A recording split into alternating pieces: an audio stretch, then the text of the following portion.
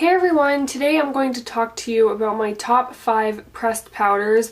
A lot of these are really affordable, so that's exciting. I go through a lot of powders, having oily skin. I wear powder every day, usually twice a day I'll be reapplying, so I do go through a lot, and I've found some that I really love that are affordable that I want to share with you. So I'm going to start off with the most affordable one, which is $1. This is the e.l.f.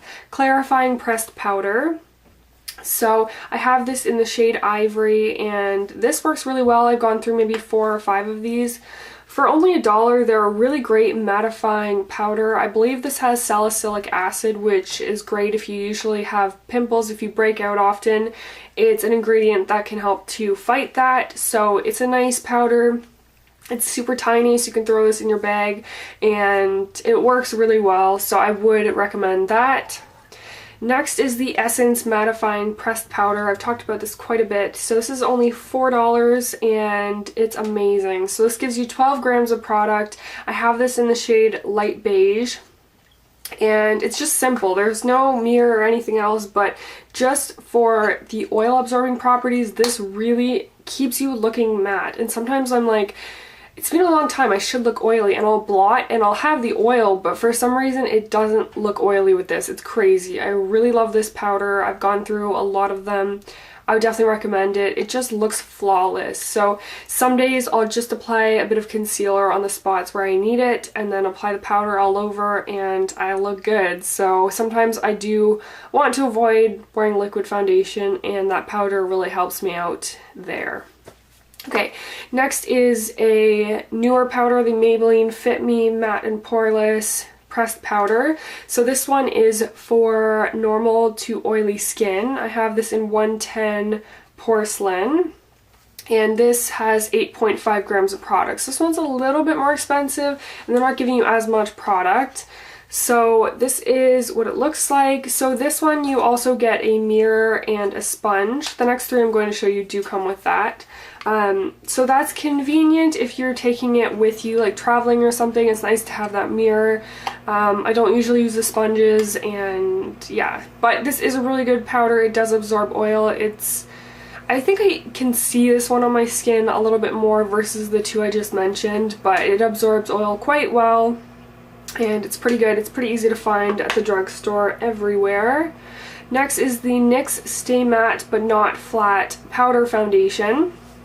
So this one does give you higher coverage, as it is leaning more to a foundation, not just a powder. So it's also a little bit more expensive. You get 7.5 grams, and I think it's maybe $12 or $13. So it is a little bit more pricey for a powder.